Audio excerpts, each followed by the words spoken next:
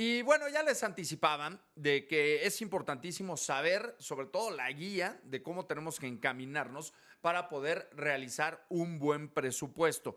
Y como todos los martes, Denise Montesinos, quien es la presidenta de Mujeres en Finanzas, nos tiene su colaboración y sobre todo, pues también todos estos consejos para poder llevar un buen presupuesto a una, digamos, llevarlo a un buen puerto, ¿no? Por utilizar la analogía. Denise, ¿cómo estás? Muy buenos días, te saludo con mucho gusto. Muy buenos días, Pablo, y muy buenos días, auditorio. Un placer acompañarlos hoy. Y bueno, Denise, me gustaría comenzar. ¿Cómo nos podemos encaminar para tener un buen presupuesto? Digamos, nosotros tenemos un ingreso, ganamos un dinero, pero bueno, pues, ¿cómo presupuestar para el gasto? ¿Cómo presupuestar para el ahorro? ¿Cómo lo encaminamos o cómo lo dirigimos para que no endeudarnos, sobre todo? Claro, claro que sí, Pablo. Y mira, y platicábamos la semana pasada de la encuesta nacional de inclusión financiera y de acuerdo con ella, el 60% de los mexicanos no tenemos un registro formal de nuestros gastos y aproximadamente un 76% no tenemos un presupuesto definido. Entonces, esto contribuye a que 6 de cada 10 familias en México vivan con algún grado de estrés financiero, incluso cuando estos ingresos podrían ser suficientes para cubrir sus necesidades básicas. Y el control de nuestros recursos es uno de los indicadores más importantes respecto a actitudes financieras porque nos deja evolucionar los recursos para que no solo, como dices, sean ingresos, sino que pasemos de tener deudas y recibir ingresos, sino hasta convertir riqueza, que es lo que construimos con el ingreso que ganamos.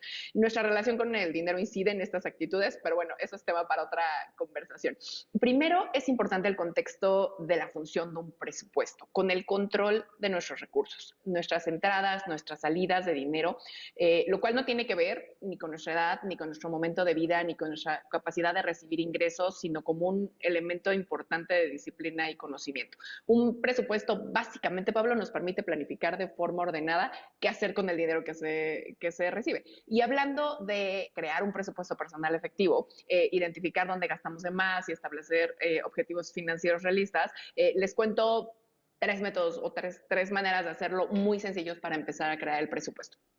El primer método, que de acuerdo a diversa literatura es un método muy efectivo que nos ayuda a presupuestar, e inclusive en la Universidad de Harvard encontró que quienes implementan este método tiene 2.5 más probabilidades de mantener estabilidad financiera, está el método 50-30-20.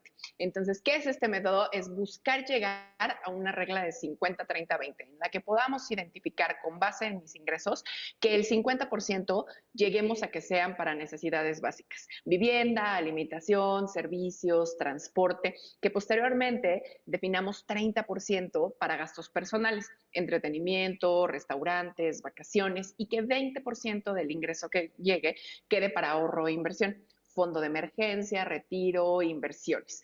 Eso es una manera de controlarlo, el poder de definir nuestros ingresos con base en estas categorías, pero si necesitamos algo visual y tangible, podríamos pasar inclusive a lo que se llama el método de los sobres, que esto es identificar tus categorías principales de gastos: vivienda, alimentación, transporte, asignar un sobre físico a cada categoría, y al recibir los ingresos, distribuir ese efectivo en cada sobre según lo que le hayamos asignado como presupuesto. Cuando se acaba el dinero de un sobre, en ese momento tenemos que detener el gasto en esa categoría.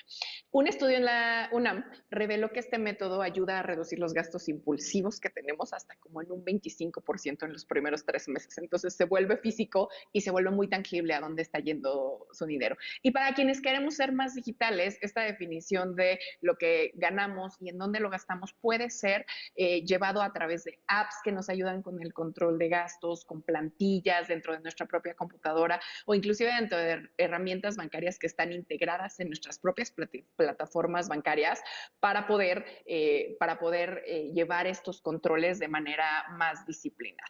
Eh, ¿Qué es importante a partir de estos presupuestos, Pablo, y de identificar cuánto gano y en qué lo estoy gastando? Esta identificación de los gastos innecesarios, el poder revisar nuestros gastos durante algún periodo, analizarlos y poder categorizar qué gastos tenemos como esenciales, como variables, como prescindibles. ¿Esto qué significa? Que son gastos que o son no negociables, o son gastos que podemos optimizar, o son gastos que podemos reducir o eliminar. Esto es con una técnica que es muy útil, que es el test de los 30 días. También podemos identificar dentro de nuestros gastos, hacernos una pregunta durante 30 días. ¿Puedo vivir 30 días sin este gasto? Y si la respuesta es sí, se puede considerar un gasto en donde una vez que ya llegamos a este presupuesto, se puede considerar como para eliminar o como para reducir.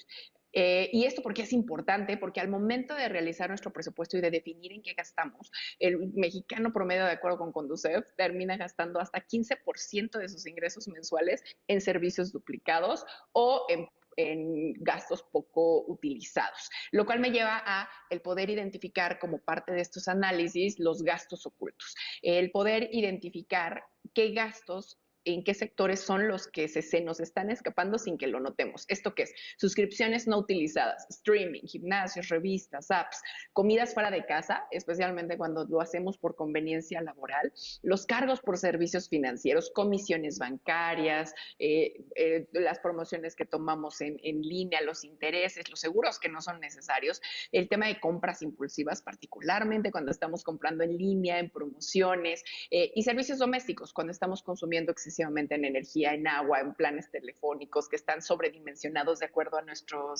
nuestras propias necesidades, y con base en empezar a llevar este control de nuestros ingresos, de nuestros gastos, el identificar en qué se está asignando esos pesos que se nos van. También es importante, Pablo, poder establecer objetivos financieros, el poder determinar objetivos que sean específicos, medibles, alcanzables y relevantes para nosotros en un tiempo específico, que nos permitan llegar a esos objetivos y saber que el dinero está hecho para eso, para la generación de riqueza. Entonces, es más fácil decir que quiero ahorrar 30,000 pesos para tener un fondo de emergencia en los siguientes 5 años que decir solo quiero ahorrar más. Eso nos permite el tener un objetivo y tener un punto a donde llegar. Para con base en eso, poder también definir cuáles son nuestras propias prioridades financieras.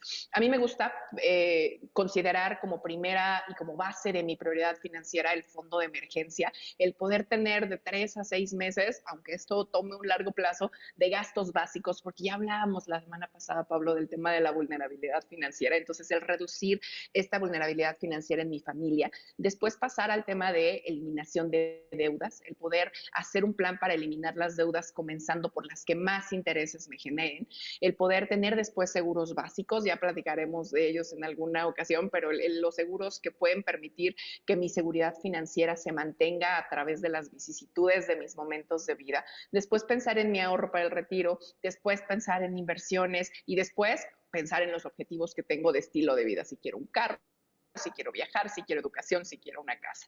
Y porque esto, el lograr este orden de prioridades, me permite, y hay estudios, por ejemplo, un análisis que hizo Citibanamex que dice que hay 78% más probabilidades de tener independencia financiera antes de los 60 años cuando yo tengo estas prioridades.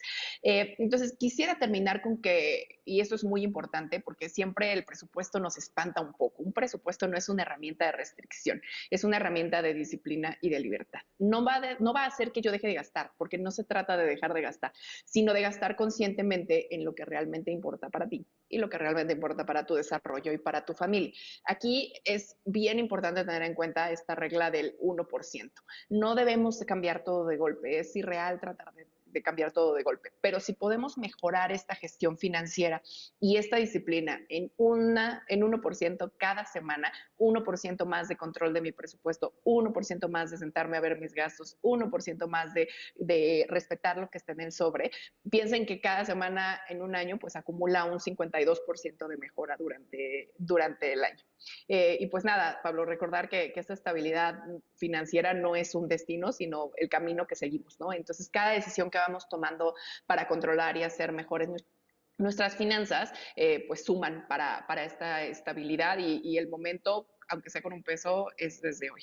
Y estas bases tan sólidas que nos dices para tener un presupuesto personal efectivo, que es lo más importante. Ya por último, Denise, y te quiero preguntar, digamos, como cualquier persona que hace un presupuesto, no soy tan ordenado, pero bueno, sí, sí realizamos, mi mujer y yo, mi esposa y yo, un presupuesto en casa. Y bueno, digamos, ya una vez que tienes este sobre de del 30% del que nos hablabas, que es para el gasto variable, por llamarlo de esta forma, que es la diversión, las salidas a comer, el cine, etcétera.